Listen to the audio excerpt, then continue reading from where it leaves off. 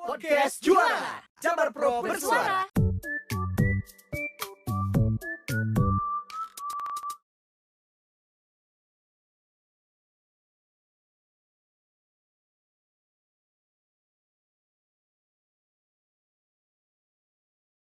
Lagi di podcast Juara Jabar Pro bersuara bersama saya Yudi Reven, tentunya di dalam rangkaian acara IKP Fest 2022, di mana di podcast Juara ini ada sesuatu yang spesial.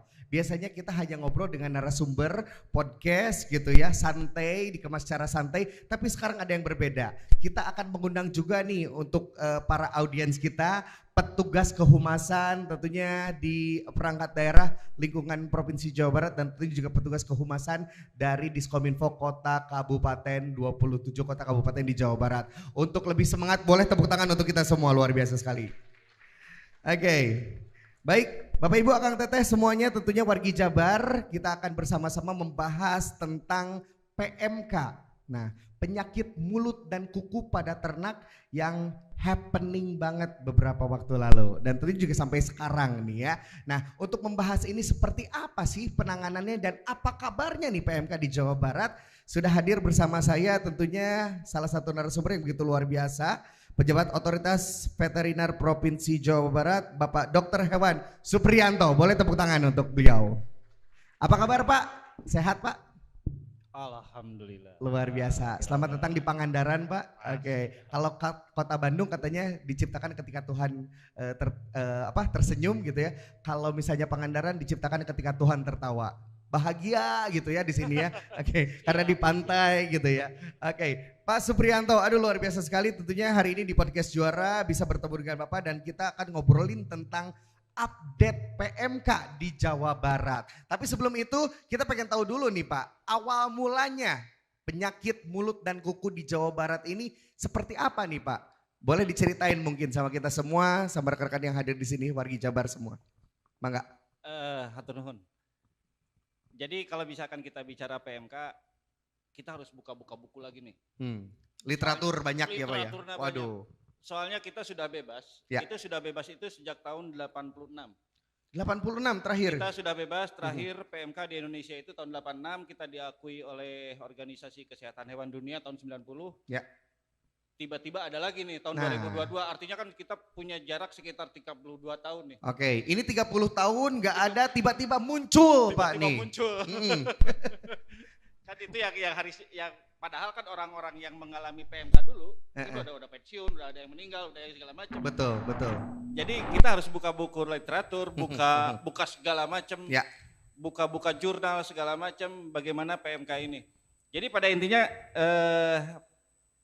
PMK masuk ke Jawa Barat, saya tidak akan bicara bagaimana PMK masuk ke Indonesia karena itu masih debatable lah. Jadi biarkan itu yang lain-lainnya lah. Karena sensitif juga. Baik. Okay. Kalau gitu kita mau ngebahas Jawa Barat aja ya Pak ya. Jawa Barat aja. Jawa Barat aja, oke. Jadi gini, pertama kali masuk ke Jawa Barat itu saya ingat betul itu kejadiannya pada tanggal 6 Mei. 6 Mei itu saya dapat WA. Oke. Saya dapat WA dari teman-teman. Kang Supri ini hati-hati. Kita udah ada lagi PMK nih di Jawa. Oh, udah ada warning ini teh. Dari siapa Pak? Oh, dari teman lah. Oke. Hati-hati gitu. Nggak begitu lama kan beredar. Tidak begitu lama beredar surat dari Kepala Dinas Peternakan Provinsi Jawa Timur ke Gubernur Jawa Timur. Oh, oke. Yang menerangkan bahwa kronologisnya di pertengahan April itu ada kasus-kasus yang mirip PMK. Ya. Kemudian dilaporkan bahwa menggejala di 4 kabupaten di Jawa Timur. Kalau saya membaca di dalam surat tersebut, itu kejadiannya pada bulan April. Bulan April, oke. Mei, April. Padahal kita Idul Fitri itu tanggal 2 Mei ya. Ya. Nah, untuk memenuhi kebutuhan konsumsi daging untuk Idul Fitri, hari raya ya Pak ya? Hari raya, kita mendatangkan banyak ternak dari Jawa Timur, Jawa Tengah. Oh, oke. Itu langsung di dalam kepala saya langsung tring gitu. Langsung ya pop up in mind. Alah. Ya memang betul, saat itu juga saya langsung ketika saya dapat informasi seperti itu saya langsung share ke teman-teman di seluruh kabupaten kota, Ya. teman-teman teknis. Barangkali ada yang menemukan gejala demam, kemudian ada leleran, hipersalivasi, sapinya pincang dan segala macam, tolong informasi ke kami. Tidak begitu lama, saya juga masih ingat saya masih sepeda-sepedahan waktu itu karena itu masih libur nih, tanggal 6 kan masih libur ya, kita masuk tanggal 9 kan? Iya, betul, ya. Saya masih sepeda-sepedahan itu hari Jumat, saya ingat betul juga. Saya dapat informasi jam setengah 10 pagi lah. Kang, ini ada dari Kabupaten Garut. Ada informasi bla bla bla bla bla. Saat itu juga saya langsung konfirmasi ke teman-teman di Kabupaten Garut. Gejalanya mirip. Ada foto-fotonya juga. Saya langsung share ke kita punya lab veteriner, lab untuk kesehatan hewan itu, lab diagnostik itu ada di Subang. Yang membawa ada di Subang. Itu namanya Balai Veteriner Subang. Saya langsung kontak ke teman-teman di BVET Subang. BVET Subang langsung turunkan tim keesokan harinya itu hari Sabtu, berarti tanggal 7. Jadi tanggal 6 besoknya hari Sabtu tanggal 7 kita turun sama-sama ke Garut. Ya melihat gejala dan segala macam. Saya punya pikiran bahwa itu sudah mendekati lah, meskipun belum ada hasil lab. Belum confirm itu TPMK. Belum confirm lab, gitu tapi ya? itu sudah gejalanya sudah sangat menciri. Gejalanya sudah sangat menciri. Gejalanya teh apa aja sih Pak, kalau boleh tahu Pak? Jadi kalau misalkan gejalanya biasanya ada ngacai lah. Oh, oke. Ngacai. Strolling. Si sapi teh ngacai. Terus ada pincang-pincang kakinya. Terus dan yang jelas, yang sangat jelas itu jalannya penyakit. Jadi penularannya. Jadi ketika kita telusur, si pemilik itu mendatangkan sapi itu kalau misalkan lebaran tanggal 2, dia mendatangkan itu tanggal 4. Mendatangkan tanggal 4, tanggal 6 itu sudah hampir seluruh populasi sapi yang ada di kandangnya itu tertular semua. Jadi dengan tingkat penularan secepat itu kita tidak punya selama saya menjadi dokter hewan dari tahun saya dilantik tahun berapa ya 98 tidak ada kejadian penyakit pada hewan besar, pada sapi yang mempunyai tingkat penularan secepat itu. Oke. Jadi ini adalah paling cepat ya. Cepat. Itu makanya tingkat penularannya sangat cepat.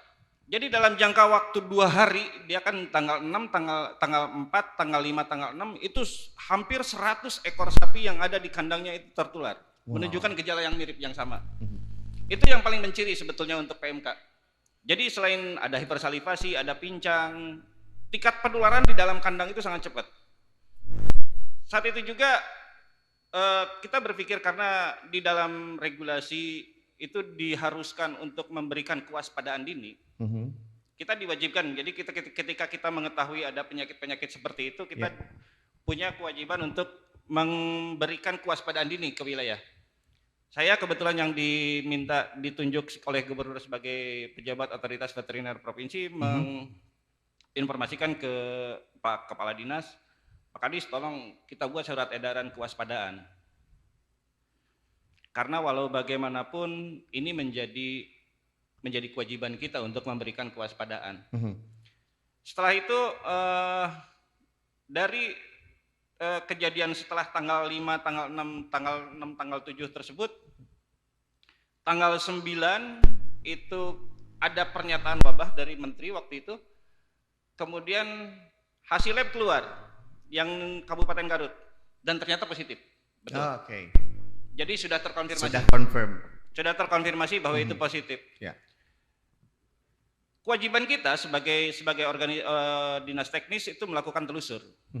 Kita telusur segala macam, dan pada tanggal 11 Mei, 10 Mei itu terkonfirmasi 2 kabupaten lain tertular, yaitu Kabupaten Tasikmalaya dan Kota Banjar. Deketan ya Pak ya, Garut ke Tasik gitu ya?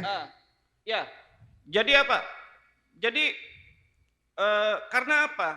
Ketika kita melakukan penelusuran kasus, itu kuncinya ada di pasar hewan ternyata. Karena si yang di Garut juga beli sapinya yang tanggal 4 itu di pasar Manonjaya kebetulan. Oh, sama. Yang akhirnya pasar Manonjaya. Ya. Saya telusur kan, saya ketemu ke pasar Manonjaya. Ya. Tanggal segini jualnya kemana aja nih? Ternyata memang ada yang ke Banjar, ada yang ke Tasik, ada yang lain. Jadi dari situ ya. Nah, sejak itu akhirnya tanggal 10 kemudian tanggal 13 jadi 4 kabupaten, kemudian tanggal 17 Mei ada 8 kabupaten, itu sangat cepat sekali penularannya. Terlebih kenapa penularan itu begitu cepat? Karena begini, model peternakan di Jawa Barat itu, terutama yang untuk pedaging nih, domba, sapi, terutama sapi, peternak sapi di Jawa Barat itu orientasinya ke kurban. Jadi mereka mendatangkan biasanya setelah Hari Raya Idul Fitri, mendatangkan sapi dari Jawa Timur, Jawa Tengah untuk digemukkan selama 2 bulan, kemudian dijual pada saat kurban, pada Raya Agung, 10 Zulhijjah. Polanya seperti itu ya Pak ya? Polanya seperti itu dan hampir seperti itu. Semua kejadian bermula dari seperti itu. Sampai-sampai kejadian yang sebetulnya saya sudah memperkirakan, kira-kira Pak Kadis, kita nggak bisa kalau misalkan kita harus menghentikan lalu lintas. Karena apa? Karena untuk pemenuhan kebutuhan hewan kurban, itu kebutuhan kita tuh kekurangannya defisitnya untuk hewan besar itu sekitar 20-30 ribuan. Dan kalau misalkan ditutup pun, jalan-jalan nasional misalkan kita tutup, karena di jalan nasional itu ada checkpoint Losari dan ada checkpoint Banjar. Kita tidak bisa menghandle jalan tol. Jalan tol bukan kewenangan kita gitu. Kita sudah kumpulkan waktu itu, saya tanggal 12 Mei Pak Kadis itu ngumpulin semua dari kepolisian, dari BPBD dan segala macam. Meskipun waktu itu nasional belum ke BNPB ya. Kita sudah mengumpulkan itu karena di undang-undang wabah itu disebutkan bahwa kita harus menggandeng itu. Jadi antar instansi. Ya. Tapi itu juga akhirnya kan beberapa kendala. Yang paling kendala waktu itu yang terasakan adalah kendala obat-obatan. Pertengahan Mei atau Juni itu kendalanya ada di obat-obatan. Jadi gini, ada beberapa pabrik obat di Indonesia. Ada Romindo, ada TMC, ada segala macam lah. Ada sekitar 12-15 pabrik obat. Tapi kan mereka untuk batas,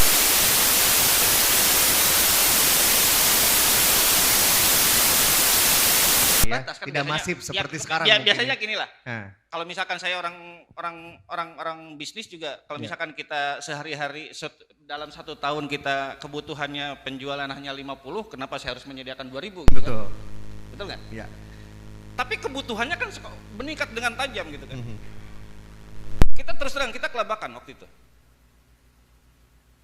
Terlebih untuk belinya dari mana nih? Anggarannya nih. Oke. Kan akhirnya semuanya kan kompleks gitu kan, permasalahannya kan jadi kompleks gitu kan. Sudah, ya udah kita ambil dari BTT. Dengan bimbingan atau dari Pak Kadis, Kepala Dinas Ketahanan Pangan dan Peternakan Provinsi Jawa Barat, berkonsultasi dengan Bapeda, berkonsultasi dengan BPKAD, kemudian dengan Irjen Inspektorat gitu kan. Bisa dilakukan pergeseran untuk mengambil dana BTT dengan melalui mekanisme pergeseran. Jadi sebelum instruksi Mendagri 32 itu yang terkait dengan penggunaan dana BTT, kita sudah melakukan itu sebetulnya. Jadi kita lebih Jadi Jawa Barat lebih dulu nih daripada nasional. Daripada nasional. Oh, wow. Alhamdulillah. Jadi kita sudah lebih dulu. Tapi ketika uang itu ada, beri obatnya di mana? Wah, permasalahan lain. Akhirnya kan, ya itulah. Tapi ya kita coba berdiskusi dengan teman-teman dari Asosiasi Obat Hewan, ada namanya ASOHI. Ya akhirnya kita sekarang sudah siap dan teman-teman di kabupaten kota juga dengan adanya Inmen Dagri itu kan sudah sudah mulai bisa melakukan penarikan karena Ya. karena anggapannya gini, untuk pencairan dana BTT itu harus ada pernyataan wabah. Dari kalau misalkan pernyataan wabah untuk misalkan di peternakan kesehatan hewan, itu keluarnya harus datang dari menteri. Itu kan yang susah. Yang dinyatakan wabah tanggal 9 oleh menteri itu adalah untuk 4 kabupaten di Jawa Timur dan 1 kabupaten di Aceh. Belum ada di Belum Jawa ada Barat. di Jawa Barat. Yang Jawa Barat akhirnya SK Mentan 500 titik 1 itu kemudian kemudian keluar lagi SK Mentan tanggal 27 Mei itu yang 500.1 itu yang menyatakan bahwa kejadian ada di 19 provinsi. Jadi sejak tanggal 6 sampai tanggal 27 itu sudah PMK ini sudah menyebar ke 19 provinsi. Dan akhirnya sekarang sudah ke 20 provinsi. Oke. Nah kalau sekarang Pak, kalau boleh tahu di Pak Supri, untuk update-nya nih ya, kondisi sekarang PMK ini seperti apa di 14 Juli ini nih Pak? Di Jawa Barat. Di Jawa Barat tentunya. Di Jawa Barat sekarang yang kejadian di Jawa Barat itu ada, nah ini coba bisa dilihat, ada sekitar yang terjangkit itu ada sekitar 41.000. 41.000. Wah. 41.000. Nah sebarannya ini seperti ini. Jadi ada 41.280 yang pernah yang tertular. Karena modelnya begini, karena ini penyakit baru nih, kita harus paham bahwa ini adalah penyakit baru. Jadi alat uji pun itu sangat terbatas. Jadi ketika ada satu seekor sapi di satu wilayah, misalkan di mana ya, Leles, lah yang tanggal 6 itu di Leles Garut. Tanggal 6 di Leles, kemudian besoknya ada yang menunjukkan gejala, itu oleh teman-teman BFET nggak langsung diuji, tidak diuji lagi karena itu sudah dianggap bahwa itu sama. Jadi tidak seperti COVID-nya manusia waktu dulu. Ya. Kejadiannya seperti itu. Jadi bagaimana? Jadi pengujian itu hanya dilakukan pada lokasi-lokasi baru. Seperti itu. Jadi dalam jangka waktu yang sekarang nih sampai dengan ini up to date, sampai dengan hari ini fresh to oven nih data ini. Oke. Wow, cuma di sini ya di podcast Juara nih di reveal data 14 Juli 2022 nih. Yang terduga tertular ini 41.000. Betul. Pak Supri. Yang sembuh ini 10.965, yaitu 26%-nya ya Pak. Ya. Oke. Kasus aktifnya sekarang sudah 28 ribuan lah, 28.500. Itu karena apa? Karena ada problem sebetulnya. Yang jadi masalah itu peninggalannya kegiatan kurban kemarin nih. Jadi sapi-sapi di peternakan kita di Jawa Barat itu banyak peternak-peternak penggemukan yang memelihara di dekat sapi perah. Sekarang kasusnya itu malah lebih dominan pada sapi perah. Tadinya sapi potong, sekarang pada sapi perah, sekarang dominan pada sapi perah. Itu hampir sekitar 60-62%, 65%-an pada sapi perah. Jadi dari kasus aktif yang 28.000 itu hampir 12.000 atau itu pada sapi perah. Dan itu yang memang selama ini kita jaga sebetulnya. Jadi populasi sapi perah kita kalau dihitung-hitung mungkin sekitar misalkan 108 ribuan lah populasi sapi perah kita. Waktu keluar vaksin pertama, waktu ada vaksin pertama, estimasi kita infeksi di sapi perah itu 35%. Ternyata begitu kita masuk ke lapangan, itu ternyata angkanya gede, hampir 40-50%. melonjak ya Pak ya? Jadi memang ada kasus-kasus yang mungkin peternak tidak mau melaporkan. Padahal untuk bisa sembuh secara cepat, karena gini, begitu PMK masuk sapi itu akan demam suhunya itu sampai mencapai 40 derajat. Pak maaf, ini sapi demam gitu ya. Kalau kita kan ngeceknya dari sini. Nah kalau sapi gimana Pak? Pakai termometer ke sini 4 gitu atau gimana Pak? Jadi kalau biasanya sapi itu pada bagian anusnya.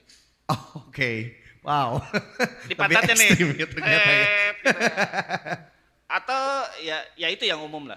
Yang umum seperti itu. Jadi suhunya sampai 40 derajat.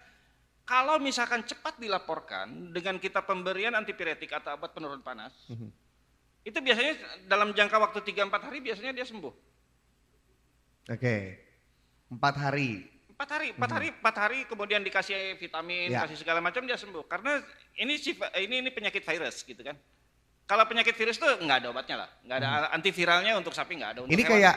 kayak wabah kalau misalnya kemarin manusia ini COVID-19 gitu ya. Kalau sekarang ini di hewan ternak ini adalah PMK. Dan tadi juga Bapak membahas tentang vaksin juga. Ya. Ini vaksinnya vaksin apa Pak? Vaksin PMK. PMK, oke. Produksi? Produksi yang dipakai sekarang punyanya yang karena itu kewenangannya pusat membeli dari Boehringer Ingelheim. Oke. Dari BI. Oke, itu seperti apa? Disuntikan juga Disuntikan, gitu? disuntikan. Terus cara menandainya mana nih? Sapi yang sudah atau hewan ternak yang sudah divaksin, mana yang belum, itu pakai apa tuh Pak? Atau kan kalau kita mah pakai peduli lindungi ya, peduli lindungi. Ini apakah ada peduli lindungi untuk sapi gitu atau kambing atau gimana Pak? Nah itu dia. Jadi karena ini sifatnya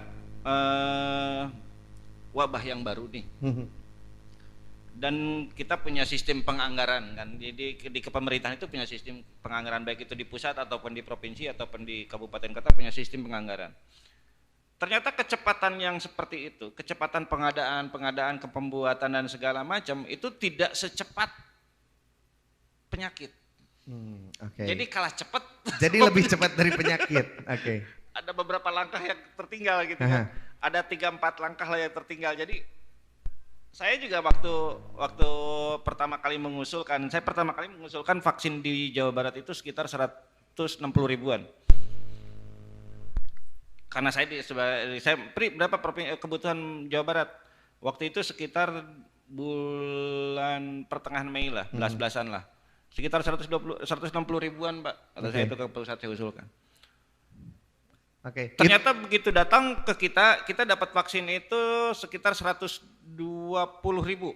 120 ribu itu vaksinasi pertama kapan nih Pak?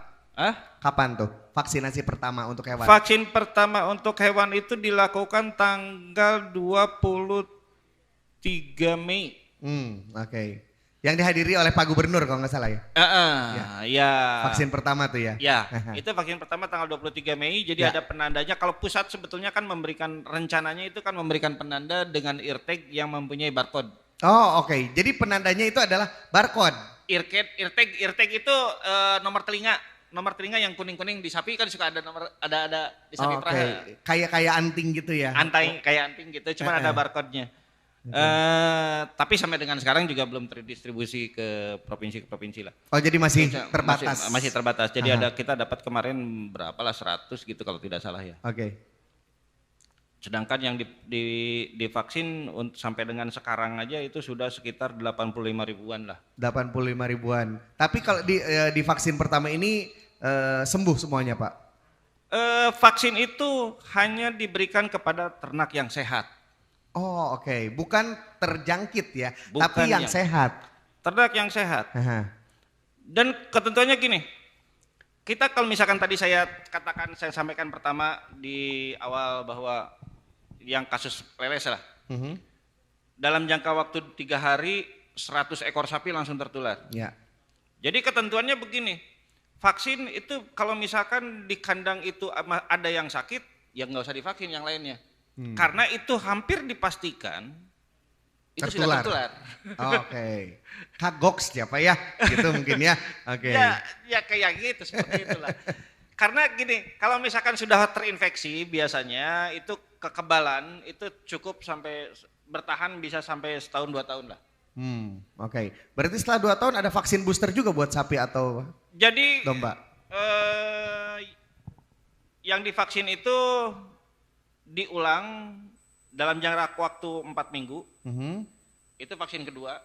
Kemudian vaksin ketiganya adalah 6 bulan setelah vaksin kedua. Sama ya Pak, sama kita ya Pak? Sama. 3 kali vaksin ya ternyata? Ya ilmu imunologi, ilmu kekebalan kan seperti saya hewan sama orang sama lah. Seperti itu. Iya. Oke, ini dia kalau dilihat di screen ada laporan pelaksanaan vaksinasi PMK di Provinsi Jawa Barat nih Pak. Udah hampir semua atau seperti apa nih sekarang progresnya untuk vaksinasi Pak? Terus terang, kita, nah ini berapa nih, 85 ribuan lah vaksinasi kita tuh. 83.800 ya. Jadi memang kalau misalkan dari cakupan yang dari target nasional, dari target yang ditargetkan sebanyak 120.000, kita masih kurang banyak. Tapi teman-teman di lapangan, jadi memang yang pada kalau misalkan kita lihat nih, ya ada yang kuning-kuning. Oke, kelihatan teman-teman? Yang kuning-kuning ini yang cakupan vaksinasinya kurang dari 75%. Ini lebih dari 75%. Kurang dari 75%. Oh, kurang dari 75%. Oke. Di sini kita lihat ada Bandung, Bandung Barat, Bogor, Cianjur, Garut, Indramayu, Kota Bekasi, Kota Bogor, Kuningan. Ya. Oke. Bandung Barat itu adalah salah satu alokasi terbanyak lah. Bandung Barat ini 11.000 ya Pak ya? Hah? 11.000 sekian ya. Ini, alokasinya? Oh iya, oke. Ini karena apa? Ini adalah kantong-kantong sapi perah sebetulnya, kecuali Indramayu. Jadi ini adalah kantong-kantong sapi perah. Ya. Profil peternakan sapi perah di Jawa Barat itu kayak kampung kumuh gitulah. Jadi pada dempet gitu, kayak kepala ketemu sama kepala, ekor ketemu sama ekornya. Oh, oke. Dempetan gitu ya. Ya Allah. Oke. Jadi ketika kita mengusulkan 160.000, itu memang ada beberapa wilayah yang kita identifikasi belum tertular. Tapi ketika pada saat vaksin turun, itu ternyata hampir 50-60% itu sudah terkena. Itu yang membuat target-target vaksinasi yang di sini mungkin lebih sangat kurang dari 75%. Kejadiannya seperti itu. Karena apa? Karena teman-teman di lapangan itu sekarang susah menemukan sapi yang dalam kondisi sehat. Karena hukum pertamanya kan vaksinasi itu pada hewan yang sehat. Ya. Seperti itu. Jadi memang dari cakupan vaksinasi kita lebih kurang dari 70%. Kita juga sering malah kalau misalkan kita Zoom sama Pak Menteri sama Menko Luhut gitu kan, sekarang PMK itu udah di take over nih sama Pak Menko, Menko Marves. Oke. Jadi yang namanya jenderal kan dia ke BNPB segala macam sekarang sudah mulai terlibat, ya insya Allah penanganan, pengendalian secara manajerial mungkin insya Allah akan lebih cepat dan lebih terkendali lah. Ya, oke. Dan tentunya juga ini yang menjadi pertanyaan kita selama ini nih Pak Supri. Ini PMK ini menular tidak kepada manusia? Atau kalau misalnya kita makan daging atau produk dari hewan ternak ini, apakah kita juga akan tertular seperti itu? Nah. Jadi PMK ini bukan penyakit zoonosis atau penyakit yang bisa menular ke manusia. Baik itu menular secara langsung, artinya ketika kita berhadapan dengan hewan hidup, ataupun pada produk. Meskipun pada produk susu susu kemudian pada susu daging ya Pak? Atau susu lah terutama itu banyak terekspresi virus di dalam susu. Tapi itu tidak menular ke manusia. Jadi jangan sampai, saya di sini kebetulan teman-teman dari komunikasi ya, hampir petugas kehumasan betul. Sampaikan bahwa ke masyarakat bahwa ini aman buat dikonsumsi manusia. PMK ini bukan penyakit kesehatan. PMK ini adalah penyakit ekonomi. Penyakit ekonomi. Iya. Kalau misalkan kita hitung berapa negara yang terkena kerugian akibat penyakit mulut dan kuku, itu bisa ada karena gini, ketika suatu negara itu sudah terkena PMK ini ada pembatasan nih oleh Badan Perdagangan Internasional dari WTO-nya udah World Trade Organization-nya sudah ada pembatasan apa yang bisa keluar dan apa yang tidak. Dan yang kita yang memang sebagai negara agraris gitu yang banyak mengekspor produk-produk pertanian gitu kan. Itu mungkin akan beberapa kendala akan ditemui ketika melakukan ekspor. Jadi macam Selandia Baru, kemudian Australia, kenapa mereka sangat mentakuti penyakit PMK ini? Karena produknya memang mereka dari produk seperti itu kan. New Zealand dari susunya, kemudian dari dagingnya, kemudian dari ekspor hewannya. Jadi ketika mereka ya bubar. Tapi ya mudah-mudahan lah. Saya sih cukup optimis lah. Sepanjang pemasukan ternak dari luar itu bisa terkendali, artinya hewan-hewan yang selundupan segala macam itu bisa terkendali, jangan sampai ada, karena mungkin ada selentingan juga sih awalnya sih ini dari hewan-hewan selundupan gitu kan. Saya baca barusan di Kompas ID kalau nggak salah, bisa dibaca lah. Okay. Dari Kompas ID itu, kemudian Tempo juga sudah melakukan investigasi juga seperti itu. Jadi karena memang ini ada hewan-hewan selundupan yang dari luar, dan yang memang PMK ini. Kalau misalkan ditanya nih, kalau misalkan di COVID itu kan ada reinfeksi gitu kan. Ada yang kena COVID lagi, jadi betul, jadi S2, 2 kali gitu. Jadi S2, S3, S4. Ya. S-Cop, Sarjana COVID, M-Cop, Master of COVID, DRHC, Dokter Honoris COVID. 3 kali itu. Jadi kalau di PMK ini, sepanjang serotype, sepanjang jenis virusnya itu masih satu, itu kemungkinan tidak akan terjadi reinfeksi. Kita alhamdulillah masih satu serotype yang beredar di Indonesia, baik itu di Sulawesi, di Jawa Timur, di Jawa Tengah, di Sumatera, itu masih serotype yang sama. Sehingga tidak kemungkinan terjadinya reinfeksi itu sangat kecil. Itu berbeda sekali ketika kita bicara dengan Thailand, kita bicara India, kita bicara Myanmar. Mereka seringkali mengalami wabah PMK karena apa? Serotype-nya yang beredar di tengah-tengah peternakan itu sangat banyak. Ada bahkan 2 sampai 3 jenis serotype. Sehingga pengendaliannya juga menjadi sangat, sekarang dikendalikan, besok yang timbul yang ini kan, padahal ini kekebalannya kan hanya 6 bulan gitu kan. Dan uniknya PMK itu tidak bisa memberikan kekebalan silang. Contohnya gini, maksudnya gini. Kalau misalkan serotype A, itu kemudian karena di dunia ini ada serotype itu ada 7 ya. Untuk virus PMK ada jenisnya ada 7. Kalau misalkan yang serotype A itu tidak bisa memberikan kekebalan kepada yang serotype O. Yang serotype O tidak bisa memberikan kekebalan yang serotype E. Seperti itu. Ada varian-variannya ya Pak ya? Ada 7. Ada 7 jenis. Di dunia ini ada 7 jenis. Jangan berkembang di Thailand, di Myanmar, di India, itu ada beberapa jenis yang di sana. Di Afghanistan gitu kan. Kalau di Indonesia alhamdulillah kita masih satu serotype, sehingga saya kalau sepanjang pengendalian hewan-hewan yang dari luar itu bisa kita kendalikan, mungkin kita dalam jangka waktu 3-4 tahun selesai. Targetnya berarti selesai 4 tahun. 3-4 tahun. 3-4 tahun selesai kalau misalkan, PMK ini ya. Iya. Hitung-hitungan kita seperti itu. Ya mudah-mudahan lebih cepat lah. Tapi yang kita juga harus semua faktor risiko yang itu harus kita mitigasi dengan benar, dengan sebaik-baiknya. Karena gini, saya kemarin kedatangan, saya cerita aja, bahwa saya beberapa minggu yang lalu nih kedatangan salah seorang expertnya FAO. Jadi expertnya FMD, expertnya Food Mood Disease, expertnya PMK dari FAO. Dia sengaja datang langsung dari Roma, dari markas besar FAO dari Roma, datang ke Jawa Barat.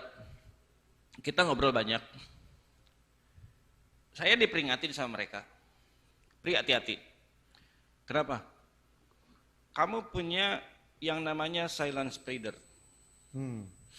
Atau penyebar yang tersembunyi. Loh apa kata saya? Kamu punya populasi domba dan kambing yang sangat banyak. Karena domba dan kambing untuk PMK ini tidak menunjukkan gejala yang jelas. Dibanding sapi ya? Dibanding sapi. Dan tingkat keparahannya pun yang nggak begitu parah. 2 hari tidak mau makan, besoknya mau makan, selesai. Oke. Jadi orang menganggap bahwa itu sehat. Ya. Tapi kan apalagi kan di Jawa Barat mah anu Pekalangan teh anu ketangkasan teh anu ngadu domba teh. HPDKI dari PAC tingkat ke kecamatan sampai ke pusatnya kan aya organisasinya gitu. Dan yang semua punya event. Dan event itu banyak di Jawa Barat. Itu yang mungkin yang menjadi salah satu yang harus kita sama-sama berhitung bahwa bagaimana mengatasi ini. Oke, jadi yang paling aman mah kalau misalnya sapi divaksin gitu Pak, langsung pencit gitu ya Pak ya? Ente. Dinikmati gitu, enggak Pak? Ya mencit mah mencit, itu kudu divaksin gitu kan, divaksin mah lebar vaksin aja. Ya karena beli vaksin itu juga mahal dan melalui proses yang panjang gitu tuh beli vaksin, kita ngedatangin vaksin itu dalam proses yang panjang. Jadi ketika sapi hewan divaksin, dia akan timbul kekebalan sebagai respon antibodinya dalam jangka waktu 14 hari, dia mungkin sudah mulai, kemudian karena peningkatan antibodinya tidak begitu tinggi lah, itu sampai 1 bulan tuh, sehingga harus di booster, diulang minggu ke-4 kan? Minggu ke-4 betul, Nah, di booster. Oke, sampai 3 kali tadi Pak ya. Oke, sebelum kita memberikan kesempatan nih buat teman-teman yang tanya gitu ya. Pak, boleh nggak PMK tuh hewan apa saja yang bisa terkena PMK ini Pak? Selain sapi, tadi kan sapi, domba gitu, terus apa lagi Pak? Semua hewan yang berkuku belah. Berkuku belah? Ya, Oke. Semua hewan yang berkuku belah itu bisa tertular PMK. Sapi, kambing, domba, babi, rusa, itu semua bisa kena PMK. Dan buat yang ada teman-teman dari Kuningan di sini? Ada dari Kuningan? Ada dari Kuningan? Tidak ada. Jadi dan ada satu lagi hewan yang namanya hewan babi, itu sifatnya dia sebagai amplifier virus. Jadi si virus ketika masuk ke dalam tubuh hewan babi, dia akan diproduksi secara besar-besaran dan dikeluarkan ke udara. Oke. Wow. Dan itu yang menjadi sumber penular. Sebetulnya ada beberapa literatur yang bilang bahwa bisa ditularkan melalui udara. Itu kejadiannya hanya pada hewan babi sebetulnya. Sekarang bagaimana yang tidak ada babi? Kuncinya hanya satu sebetulnya, bagaimana kita bisa menghindari PMK, yaitu dengan biosecurity. Itu yang harus disampaikan oleh teman-teman. Coba perketat biosecurity, insya Allah. Karena saya juga ngobrol dengan expertnya yang FMD tadi, expertnya PMK tadi yang dari Roma. Pri, sebetulnya dengan PMK itu pintu masuknya ada 3. Satu adalah kedatangan hewan baru, ternak baru. Kedua adalah karena terbawa oleh manusia. Dan yang ketiga adalah karena kendaraan. Oke, ini terbawa manusia ini seperti apa nih Pak? Nah, ini juga ada hubungannya mungkin dengan teman-teman ketika melakukan peliputan nih. Oke. Jadi si ketika kita datang ke tempat infeksi, si virus ini bisa menempel di dalam material biologis. Jadi bisa menempel di kotoran, bisa menempel di ya semacam itu, di bulu. Nempel di baju gitu Pak? Dan itu yang mungkin tertempel di sepatu kita atau mungkin tertiup di bawah menempel di baju ya, kita. Apalagi tadi yang babi bisa ke udara itu ya Pak? Itu yang dibawa menjadi sumber infeksi, sumber penular ke tempat yang baru yang belum terinfeksi. Oke. Jadi kuncinya ada 3, bagaimana kamu mengatasi kedatangan hewan ternak baru, bagaimana kamu mengatasi lalu lintas manusia, dan bagaimana kamu melakukan pengendalian terhadap kendaraan yang masuk. Karena kendaraan kalau misalkan kita bawa mobil kan ada gigi-giginya tuh. Ayah kembang nanya. Ya. Kadang-kadang kan suka nyelip di situ, ada tanahnya, ada kotorannya, ada segala macam. Dan itu yang terbawa ke peternakan yang masih bebas. Waduh, rentan sekali ya Pak ya? Ya, dan dengan sifat yang sangat mudah menular, itu menjadi sumber infeksi di tempat yang baru. Dan hampir semua kejadian yang saya trace ketika adanya kasus ini dari sekitar berapa lah? Di Bandung Barat, di Bandung, di Tasikmalaya, semuanya bercerita bahwa hampir semuanya itu karena 3 hal itu. Karena ada kedatangan ternak baru, terutama menghadapi Hari Raya Idul Kurban kemarin. Kemudian karena ada terbawa oleh manusia dan terbawa oleh kendaraan.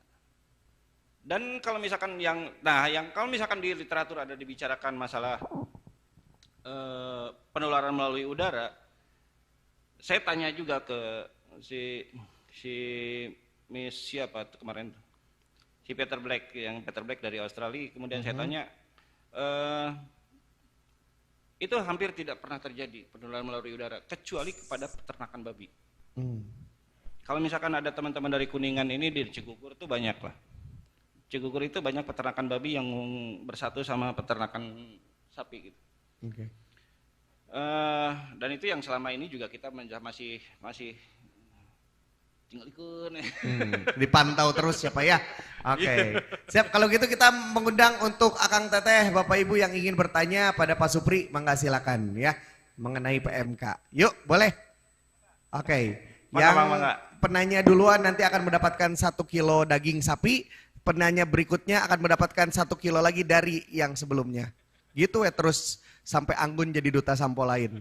Ya, sok mangga. Yuk, ada.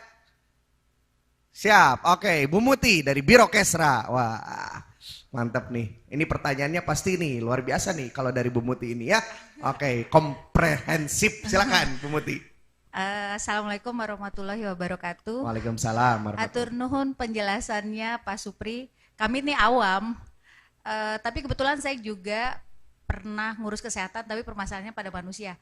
Pernah baca teori Bloom, ternyata hampir-hampir mirip ya, masalah lingkungan menjadi penyebab utama dari permasalahan virus. Tadi kan Pak Supri juga bilang pada desek-desek. Apakah ini juga berpengaruh pada proses penyebaran selain 3 hal itu ya?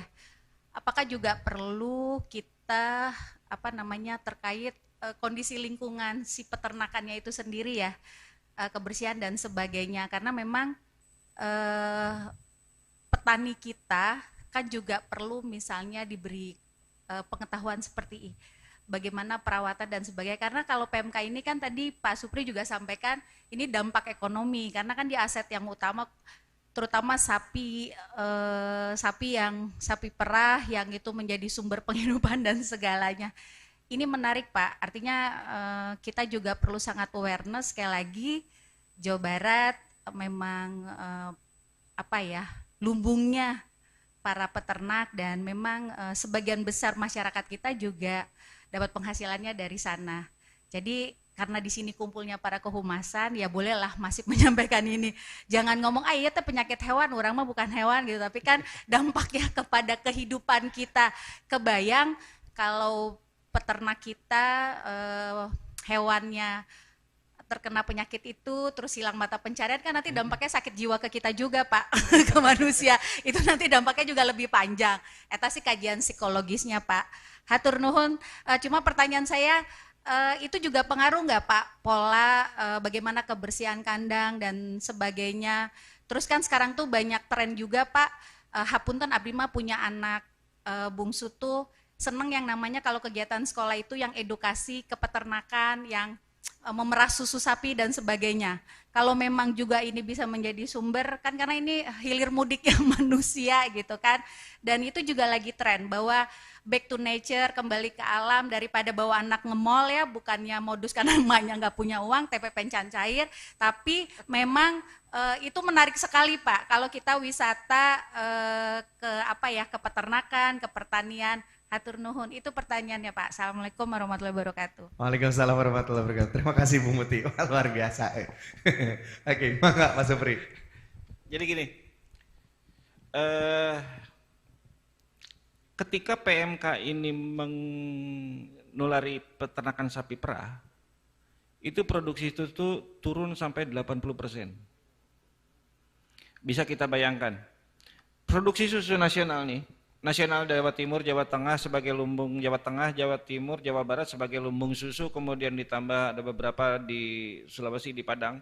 Kontribusi kebutuhan, kontribusi nasional itu hanya 20% dari kebutuhan nasional.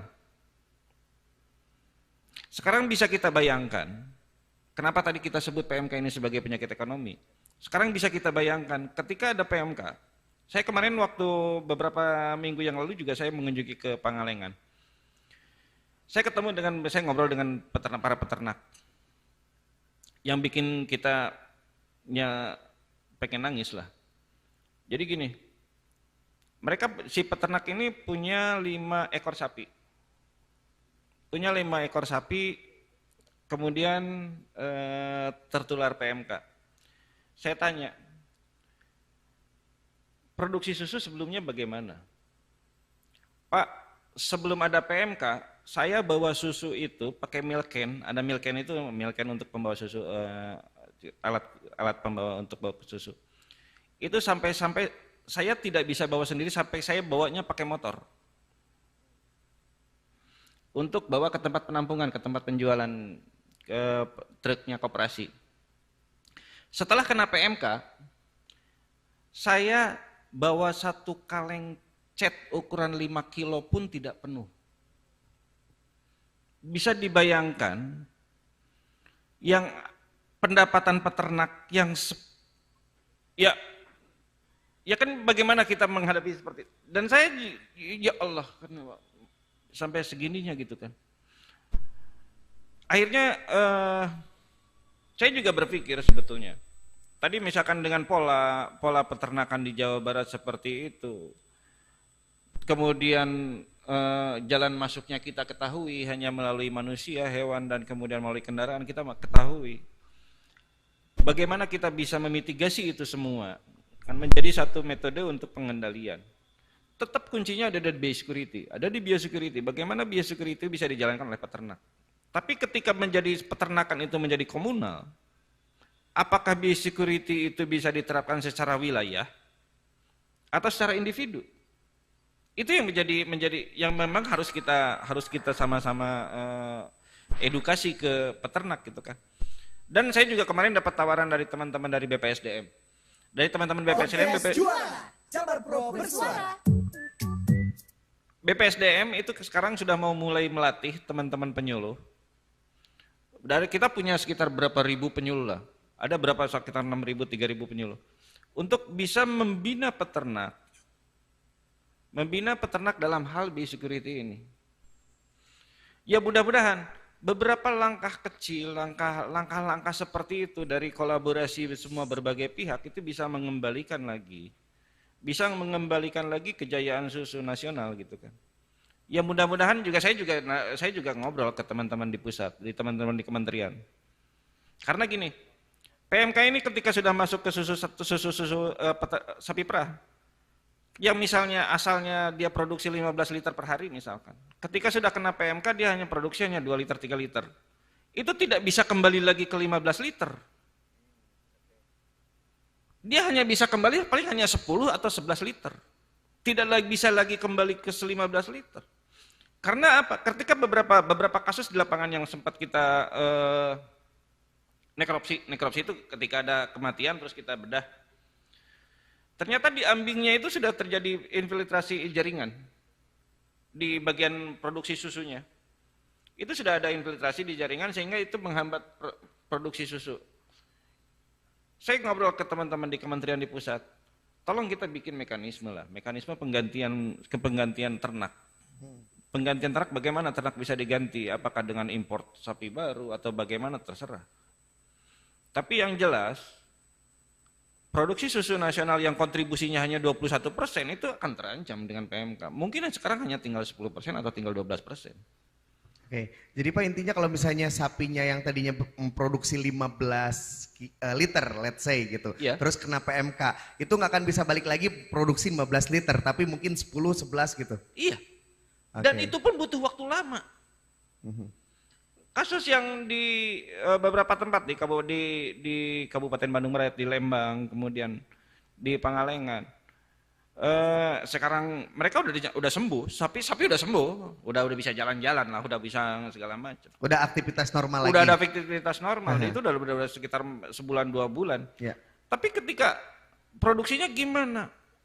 Pri enak mah kayak 60%. Menurun ya. Kan itu yang bikin, jadi memang butuh waktu lama untuk bisa kembali lagi, bukan kembali sih, untuk sedikit lebih baik lah. Jadi memang kita harus punya semacam bagaimana sih mekanisme untuk penggantian ternak gitu kan. Ternak-ternak yang pernah kena PMK ya sedikit demi sedikit kita masuk ke RPH lah, dipotong aja karena PMK-nya juga bukan penyakit zoonosis, ya dimakan aja lah gitu kan. Si peternaknya digantiin sama ternak yang baru yang tapi dengan pembinaan bagaimana, dengan pola kredit seperti apa, itu yang harus memang dipikirkan oleh kita sama-sama gitu, baik itu dari pemerintahan atau misalkan dari teman-teman pusat, mekanismenya seperti apa. Dan itu yang memang harus mulai kita berpikir ke arah sana untuk pemulihannya gitu kan. Begitu. Oke, mungkin begitu Bu Muti, luar biasa ya. Komprehensif from A to Z ini lengkap banget nih dari Pak Supri ini ya. Oke. Luar biasa. Oke, jangan lupa follow Instagramnya ya, biar followernya nambah. Oke, yuk selanjutnya ada lagi, Akang. Oke, siap. Kang Oki. Siap, Kang Oki. Assalamualaikum warahmatullahi wabarakatuh. Waalaikumsalam warahmatullahi wabarakatuh. Pak Ijen, ada 2 pertanyaan penting mungkin yang belum terjawab. Bapak bilang bahwa kedatangan ternak baru itu jadi salah satu solusi untuk mencegah ya Pak ya. Pertanyaan dari saya, bagaimana sih Pak upaya Jawa Barat sendiri dalam melakukan pengawasan lalu lintas hewan antar daerah sendiri itu? Karena isu yang beredar saat ini di media massa itu bahwa arus lalu lintas itu longgar. Di checkpoint hanya ada 3, weekend hanya 1. Nah, Jabar ini gimana sih Pak upaya penguatannya itu? Yang kedua, mungkin ini kan PMK ini kayak ibaratnya COVID untuk hewan gitu Pak. Mungkin pertanyaan-pertanyaan penanganan COVID saya tanyakan juga ke Bapak Pak terkait PMK. Kebetulan kan Bapak ketua Satgasnya nih Pak. Pertama, bagaimana upaya percepatan vaksinasi? 1. Kedua, ketersediaan vaksinasinya itu seperti apa sih Pak? Terus kan untuk vaksin kan pasti ada alat kesehatan. Kayak apa, suntikannya itu seperti apa gitu Pak? Apakah sama atau beda dengan hewan? Bagaimana kondisinya gitu? Terus yang ketiga, bagaimana dengan SDM-nya gitu Pak? Sempat kan permasalahan di COVID itu ada vaksin tapi nggak ada yang nyuntik. Nah kalau di Jabar sendiri seperti apa Pak untuk PMK? SDM-nya itu seperti apa gitu? Terus Pak, yang terakhir, PMK ini akan selesai ketika apa gitu? Kalau COVID kan ketika ada herd immunity gitu. Kalau PMK ini ketika apa gitu Pak? Terus bagaimana sih Pak pemetaan hewan ternak di Jabar itu kan kalau kita ada sensus penduduk ya Pak, hitung-hitungan warganya mudah. Nah bagaimana dengan hewan, apakah setiap hewan dihitung juga di Jawa Barat gitu? Saya tuh ngebayangin betapa ribetnya gitu ketika kita harus ngitung sapi gitu, apakah per sapinya ataukah per tempat peternakan ya. Sekian Pak, terima kasih. Oke, luar biasa. Dua atau tiga pertanyaan yang beranak ini ya Kang Oki ya. Oke, kalau gitu langsung saja Pak Supri, mangga. Yang pertama lalu lintas ya Pak ya. Ya. Oke. Jadi gini, terkait dengan lalu lintas, kita juga paham. Kita paham bahwa kalau pertanyaannya bagaimana pengawasannya. Saya cuman gini, itu perlu kita manage sebetulnya. Pintu masuk ada di Gunung Sindur, ada di Losari, ada di Banjar. Tapi yang kita manage seperti apa? Kita sudah mengeluarkan surat edaran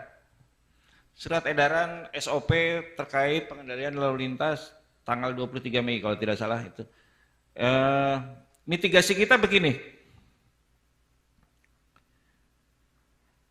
Yang pertama yang harus jadi hukum wajibnya itu adalah hanya ternak sehat yang dilalu lintaskan. Sepakat ya. Itu dibuktikan dengan apa? Dibuktikan yang namanya surat keterangan kesehatan hewan. Surat keterangan kesehatan hewan itu adalah pernyataan profesional dari profesi dokter hewan yang bertanggung jawab. Artinya apa? Artinya sudah melalui pemeriksaan gitu kan sebelum mengeluarkan SKKH ataupun sudah melalui yang namanya analisa risiko. Sebagai contoh gini, kalau misalkan di desa A, di rumah si A, misalkan ada ternak kena PMK, kemudian sebelahnya dalam jarak 20 meter ada ternak B dalam kondisi belum menunjukkan PMK. Kalau mitigasi seorang dokter hewan, itu menyatakan bahwa rumah si B itu kemungkinan sudah tertular. Artinya apa? Apakah dia berhak mendapatkan SKKH? Tidak. Karena dengan sifat penularan kita diajarkan bahwa dengan sifat penularan PMK seperti ini itu hampir dalam jarak rentang 20-30 meter tuh hampir kemungkinan sudah tertular gitu, sudah terpapar gitu. Jadi sangat riskan untuk melalui lintaskan ternak yang jaraknya berdekatan dengan lingkungan, dengan lokasi. Itu yang pertama. Jadi hanya ternak sehat yang bisa dilalu lintaskan. Kemudian yang kedua, kita melakukan pengecekan di perbatasan. Maksudnya apa? Begini, PMK ini punya masa inkubasi 1 sampai 14 hari. Jadi sekiranya kemungkinan dia dilalu lintaskan dari luar daerah, kemudian ketika masuk ke pintu perbatasan dengan sifatnya gini, ketika hewan stres sebetulnya, jadi transportasi itu kan sebetulnya faktor stres buat hewan. Ketika dia stres, kalaupun ada penyakit di sana, dia akan terekspos. Dia akan menunjukkan gejala klinis. Sehingga apa? Ketika melewati pintu perbatasan, itu kita ketahui, di sana ada petugas, gejala klinis A, B, C, D, E, F, tolak. Tong asup ke Jawa Barat mah gitu kan. Ya gitu. Itu pun tidak cukup. Apakah itu cukup? Tidak. Caranya seperti apa? Di dalam SE yang kita keluarkan, ternak harus diisolasi di lokasi tujuan. Maksudnya apa? Maksudnya ketika mungkin itu terlewatkan, ketika ada di masa isolasi itu nanti menunjukkan gejala klinis, itu bisa segera ditangani secara cepat. Itu adalah bagaimana kita memanage itu semua, memanage penyakit ini, memanage lalu lintas yang memang dari sisi SDM untuk tenaga pengawasan itu memang sangat kurang. Bagaimana dengan jalan tol? Kemarin sekarang sudah mulai ada yang namanya checkpoint mobile. Pemerintah Provinsi Jawa Barat sudah mengaktifkan checkpoint mobile yang masuk ke pintu tol, di pintu tol langsung diperiksa, yang tidak memenuhi syarat pulang ke. Di checkpoint juga sekarang kekuatannya lebih bertambah dengan ditariknya sekarang oleh BNPB di nasional. Teman-teman dari kepolisian, dari TNI juga terlibat di sana. Jadi teman-teman di checkpoint di perbatasan itu lebih ayah huntuan lah. Ya nama tibatan sebelumnya. Jadi sudah punya keluarkan alat tolak. Terlebih dengan keluarnya SEB surat edaran nomor 3 Badan Nasional Penanggulangan Bencana tentang penataan lalu lintas di masa PMK. Kemudian ada adendumnya juga, itu terbit tanggal 3 Juli 2022 kemarin. Itu menyebutkan bahwa ada provinsi yang tidak boleh keluar ternaknya. Provinsi Jawa Timur, Provinsi Jawa Tengah, dan Provinsi NTB. Di dalam surat edaran itu tertulis secara jelas bahwa provinsi dari Nusa Tenggara Barat, Provinsi Jawa Timur, dan Provinsi Jawa Tengah tidak boleh mengeluarkan ternak. Jadi apa? Jadi itu menjadi satu kekuatan buat kita, buat teman-teman di checkpoint. Ketika ada hewan-hewan yang berasal dari NTB, kemudian Jateng, Jatim, tolak.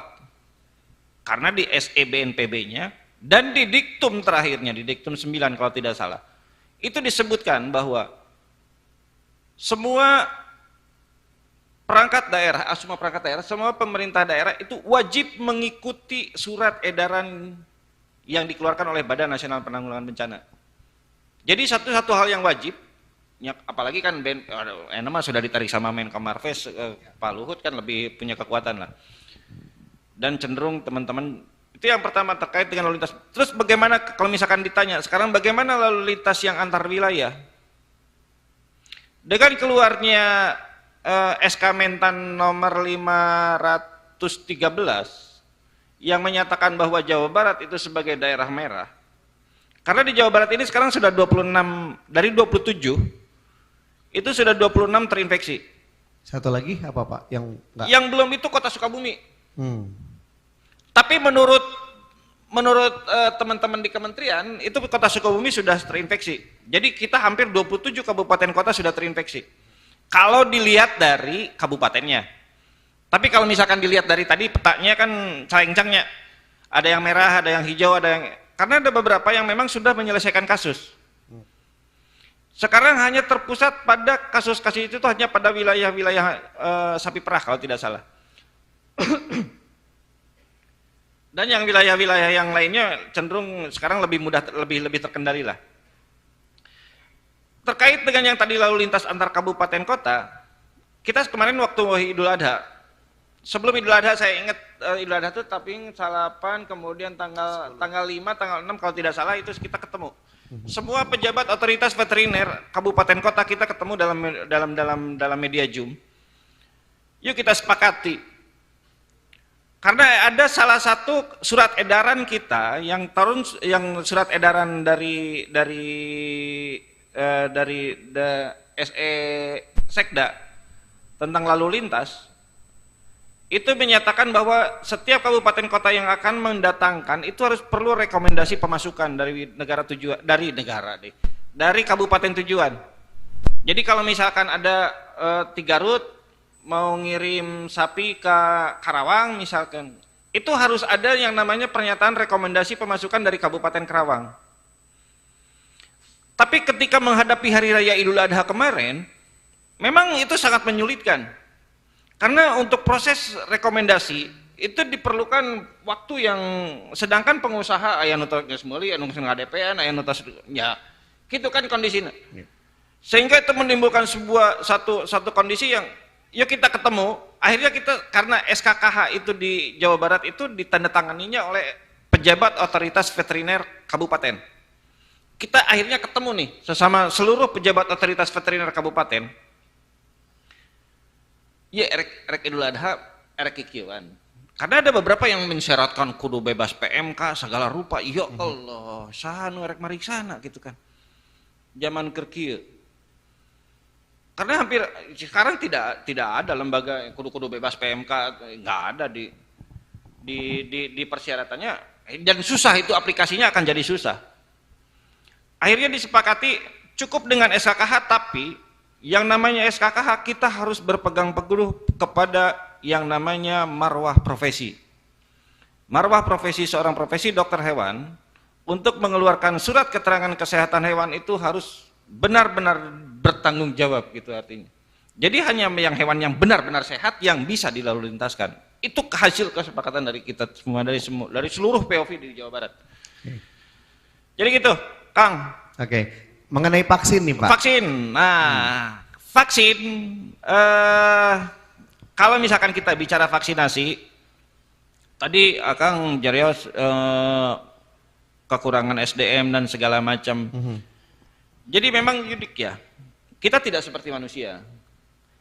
Memang ada kemarin kita dapat ada kedatangan tamu dari Bidokes Polda. Kemudian kita juga ada ketemu dengan dokter dari Kodam. Karena instruksi dari Pak Luhut itu kan kita Polri punya 300 tenaga kesehatan segala macam yang bisa diperbantukan gitu kan, 3.000 atau 300 lah. Mendatangi kita, ya kan saya karunya oke kan sebenarnya mah. Kalau misalkan kita harus latih karena ya yang sebetulnya mudah sih kalau buat kita yang udah biasa mah mudah. Ya, tapi kan yang susah, namun misalkan jelema gitu kan cicing disuntik teh cicing heula cik orang ceklan gitu kan. Oke. Tapi apa munding apa bisa gitu kan. Pertanyaan gitu. Artinya memang risiko handling itu memang lebih tinggi. Risikonya di sana. Akhirnya kemarin teman-teman kita sudah ada, sebetulnya kita punya gerakan yang namanya SDM, ada di datanya ada. Kita punya banyak SDM di lapangan. Ada sekitar 1.050-an lah. Itu dari inseminator, paramedik, medik, paramedik. Kalau misalkan dilihat dari kecukupan dari secara skala provinsi memang itu cukup. Oke, jadi Jawa Barat itu cukup ya cukup untuk tenaga mediknya. Tapi ketika diberi ke kabupaten kota memang jomplang, ada yang kurang. Oke. Oke, Tapi kan secara itu- provinsi cukup, tapi ketika balik lagi ke kota kabupaten itu jadi kurang Pak gitu. Iya, ada beberapa memang kabupaten yang kekurangan SDM-nya. Atau kalau sempat kita tanya, perlu saya mobilisasi karena saya punya kemampuan untuk itu. Saya sebagai pejabat otoritas veteriner provinsi itu punya bisa melakukan mobilisasi tenaga untuk membantu sebuah kabupaten yang kekurangan. Dan teman-teman dari Perhimpunan Dokter Hewan Indonesia, kemudian dari ISPI Ikatan Sarjana Peternakan Indonesia, mereka sudah komitmen untuk membantu pelaksanaan vaksinasi. Tapi memang kan kendalanya kan ketika harus mendatangkan tenaga baru nya kudu diantar-antar oke gitu kan. Sedangkan itu jaraknya kan pencar teh sehari dengan bisa 50, sehari dengan bisa 100, 200. Oke. Tidak seimbang, tapi ya oke no sapoe bisa 1.500 bisa. Dan mungkin karena ketika saya melakukan vaksinasi secara di UPTT kita dalam jangka waktu 4 menit aja kita bisa 26 ekor bisa selesai gitu kan. 4 menit Pak. 4 menit yang beres gitu kan, Oh, ketiluan ge. Tapi kan memang kondisinya beda-beda. Ada yang kondisinya terpencar segala macam yang memang membutuhkan waktu. Kemudian terkait dengan sarana lainnya, kalau misalkan dari SDM seperti itu. Kemudian dari sarana lainnya, sped segala macam insya Allah cukup. Cukup tuh dalam artian kita memang sped yang digunakan itu sama lah dengan yang digunakan manusia. Tapi mungkin ukuran jarumnya yang beda. Kalau misalkan di manusia pakai ukuran 22, 23, kayak kita di sapi itu bisa menggunakan yang ukuran 18 gitu kan. Memang itu kondisinya seperti itu bisa lah. Untuk storage penyimpanan sama ya harus pakai Untuk cold. penyimpanan kita punya cool room cukup insya Allah. Kita punya cool room DKPP Provinsi Jawa Barat sebagai deponya vaksin untuk Jawa Barat kita cukup untuk menyimpan sekitar 200.000, 250.000 dosis. Karena ukurannya 3 kali 5 kalau tidak salah itu kemarin itu. Dan itu sumbangan dari teman-teman dari pusat tahun berapa? Tahun 2012, 2013 lah. Insya Allah masih kita rawat. Dan Itu masih bisa diakses juga kalau vaksin Pak, kalau misalnya kita nelfon nih di KPP Provinsi Jawa Barat mau vaksin gitu, itu bisa difasilitasi. Insya Allah akan kita fasilitasi selama hewan itu sehat. Oke. Jadi kita sudah sebar vaksin ke kabupaten kota dan mengenai distribusi vaksin memang itu adalah lokasi dari pusat. Dan kalau misalkan ditanya apa sih kendalanya? Kendalanya cakupan vaksinasi kita hanya 65%, 65% gitu ya, 63% lah, pokoknya segituan lah. Kendalanya tuh gini, ada beberapa wilayah yang memang laju infeksinya tinggi. Tadi seperti disampaikan yang di awal, bahwa yang tadi ada yang kuning-kuning, tabel kuning-kuning itu memang yang tidak tercapai dari Yang target 75% yang di bawah 75%. Di bawah. Oke. Itu memang pada sapi perah, pada kantong-kantong sapi perah yang memang kondisi tadi juga ditanyakan oleh Bu Muti. Bu Muti, ku Teh Muti, ya memang kondisinya sekarang udah berdempetan gitu kan. Ya akhirnya naon? Akhirnya petugas kesulitan mencari hewan yang sehat. Karena laju infeksi di lapangan itu sangat cepat. Itu yang menjadi kendala sebetulnya. Kemudian memang ada pertanyaan, ada menang teh sih kadombakeun gitu kan. Ya. Sebetulnya bisa boleh saja, tapi ada guidance dari pusat bahwa memang yang untuk vaksinasi tahap pertama kemudian tahap kedua itu yang pertama kriterianya adalah diberikan kepada ternak-ternak sapi bibit. Kemudian yang kedua itu adalah diberikan kepada ternak sapi perah. Yang ketiga adalah ternak-ternak yang mempunyai hidup masih panjang. Jadi kemampuan lifetime-nya masih panjang gitu misalkan. Meskipun umur mah kumaha kagungannya. Iya. Tapi memang umurnya lebih masih panjang misalkan pada ternak muda yang masih dipelihara oleh masyarakat dan segala macam. Kalau sapi potong masuknya kemana Pak? Sapi potong sepanjang dia tidak akan disembelih dalam waktu dekat, dia bisa diberikan vaksin. Oke. Tapi kalau misalkan dia disembelih dalam waktu dekat, itu ya mungkin harus jadi pertimbangan. Karena apa? Karena Jadi sia-sia ya Pak ya divaksin terus. Keur mengadatangkeun sapina teh hese, ngadatangkeun vaksina hese, kata susah pisan saya nungguan lagi, ya Allah. Kuat kagutreng, itu yang pusat lagi. Jadi begitu kondisinya Kang. Oke. Nah kalau misalnya manusia kan itu herd immunity katanya Pak, kata Kang Oki. Nah kalau di hewan ternak ini apa nih Pak indikatornya? Hampir mirip. Sebetulnya bagaimana kita mencapai herd immunity. Herd immunity karena infeksi dan herd immunity karena vaksinasi. Combine itu. Kemudian dikombinasikan dengan yang namanya test and slaughter. Karena sekarang sudah keluar dari Kementerian Pertanian. Untuk terkait dengan test and slaughter. Test and slaughter itu gini, adalah pemotongan bersyarat. Jadi hewan-hewan mungkin di zona merah. Untuk di zona merah nih, zona merah itu zona yang hampir lebih dari 50% wilayahnya sudah merah. Misalkan Provinsi Jawa Barat, kalau misalkan mun aya 27 kabupaten kota, 13, 14 nanti nggak terinfeksi, nah itu jadi zona merah. Yang lainnya jadi zona kuning, yang belum terinfeksi. Jadi kabupaten anu yang belum terinfeksinya zona kuning, tapi provinsinya udah provinsi merah. Tapi nggak ada zona nyaman ya Pak ya? Zona nyamannya nanti aja. Saya belum memasuki itu zona nyamannya. Kerlalir deh ya. Masih ngurusin PMK belum nyaman ya Pak ya? Jadi tuh jadi pohon deh tadi kan naon deh. Zona merah, zona kuning, zona hijau.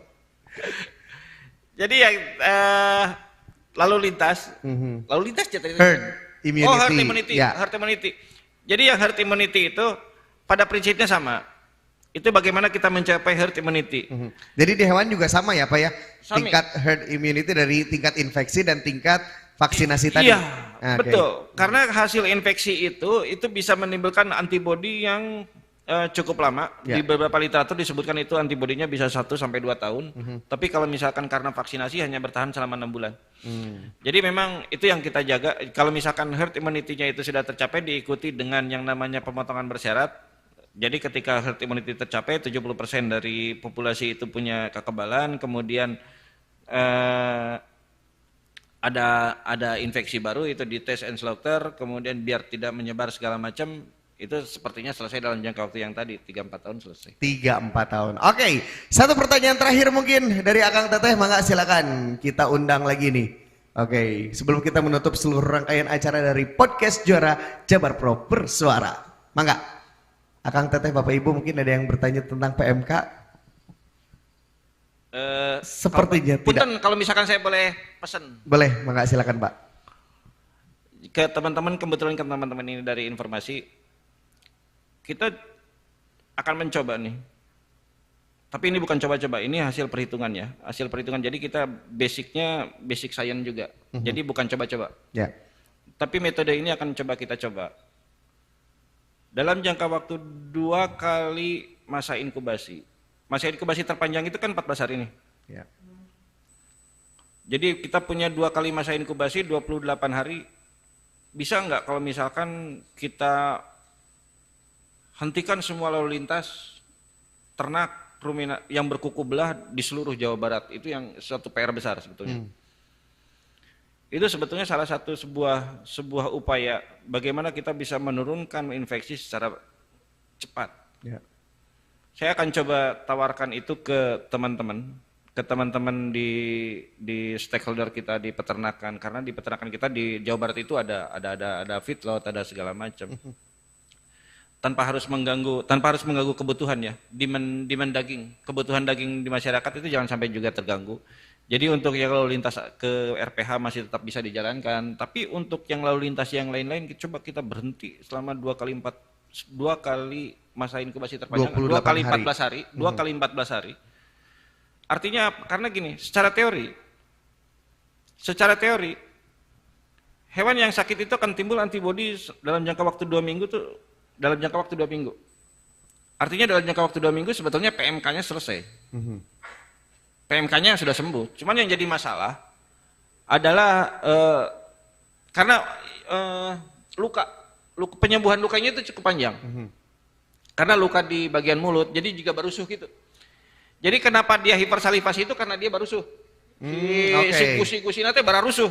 Sapi barusuh gitu ya. Malah ada kalau misalkan di bagian lidahnya itu kan ada bagian yang putih-putihnya tuh sapi itu biasanya kalau misalkan kurban. Itu ada yang bisa sampai ngelupas segala. Ngeri apa ya? Ya itu yang bikin hewan tidak mau makan, kemudian ada hipersalivasi itu yang seperti itu. Kalau misalkan sebetulnya dalam masa 14 hari sebetulnya si antibodi di sapi itu selesai, cuman hanya tinggal penyembuhan lukanya saja yang mungkin agak cukup memakan waktu. Tapi ya teman-teman saya percayalah dengan kearifan lokal kita, ada beberapa kita temui di Pangalengan, beberapa menggunakan metode herbal yang diberikan kepada ternak tuh ternyata memang cukup membantu. Dengan memberikan kunyit gitu kan, terus diolesi madu segala macam, itu ternyata memang mempercepat penyembuhan. Jadi kalau misalkan madu lah, madu itu sebetulnya kan antibiotik tidak langsung lah, antibiotik efektif lah sebetulnya. Karena apa, madu itu konsentrasi gulanya tinggi kan. Biasanya kalau bakteri dalam kondisi gula atau garam tinggi, konsentrasi tinggi, itu terjadi proses fisika sehingga si cairan tubuhnya akan keluarkan gitu, seperti itu. Itu menjadi antibiotik alami lah sebetulnya yang seperti itu. Dan itu dilakukan oleh peternak-peternak lokal kita, kearifan lokal kita ternyata cukup berperan dalam penyembuhan ternak di Jawa Barat. Ya alhamdulillah lah. Oke, baik Pak, ini ngobrol-ngobrol tentang PMK menarik, tapi apa daya ini durasi yang harus memisahkan kita Pak. Obatnya ya Allah. Luar biasa, nggak kerasa ya Pak ya. Oke, mungkin satu closing statement dari Pak Supri mungkin untuk kita semua, tentunya wargi Jabar ataupun akang teteh yang hadir secara fisik tentunya di sini di Pangandaran, apa yang ingin disampaikan Pak? Silakan. Yang ingin saya sampaikan sebetulnya mari kita berperan dalam pengendalian PMK ini dari di mana kita berada posisinya. Kalau teman-teman ada di bagian informasi, ya mari kita sebarkan informasi-informasi positif. PMK ini tidak menular ke manusia. Kita bebas. Kita bisa meminum susu, kita bisa makan daging seperti biasa. Dan apa ya? Mari timbulkan semangat energi positif. Karena kita butuh itu, peternak butuh itu. Jangan dibebani dengan keur geus mikiran sapi nate cager gitu, produksina susuna ngan 5 liter gitu kan. Ketambah di aya nu hoak teh anu segala rupa teh kan, ya Allah. Dan itu menambah energi-energi negatif yang enggak bagus lah. Dan terus terang yang itu yang memang bikin rungsing ka urang, kitanya juga rungsing, ya Allah nu kieu deui ya Allah Gusti. Kieu teh. Tapi ya mari saya cuma bisa mengajak mari kita berperan serta dalam pengendalian PMK ini. Semuanya bisa dijelaskan secara teknis dan bisa dijelaskan secara sains gitu kan. Tanpa harus menduga-duga. Saya kemarin juga ketemu dengan teman-teman dari beberapa mahasiswa yang sempat di dalam surat nama wah juga. Tapi setelah dijelaskan memang secara dengan bahasa yang dimengerti oleh teman adik-adik mahasiswa, ternyata ya semuanya bisa mengerti bahwa memang begini kondisinya. Dan kita harus paham juga bahwa ini adalah penyakit baru. Kita baru berapa? Kalau misalkan dari tanggal 6 sekarang tanggal 14 Juli berarti hanya baru berapa bulan? Baru 65 68 hari ya. Baru 68 hari. Kita mengalami ini. Ada berbagai mungkin di lain waktu kita punya mungkin besok-besok kita punya metode yang lebih bagus ya, Mbak. Alhamdulillah. Tapi tolong pahami bahwa ini adalah penyakit baru. Dan generasi yang dulu pernah mengalami PMK itu sudah banyak yang kita harus buka buku lagi, buka literatur lagi, buka jurnal lagi, jurnal semua kita buka, kita lakukan mitigasi, kita berdiskusi, kita semua dalam proses belajar dalam menghadapi PMK ini.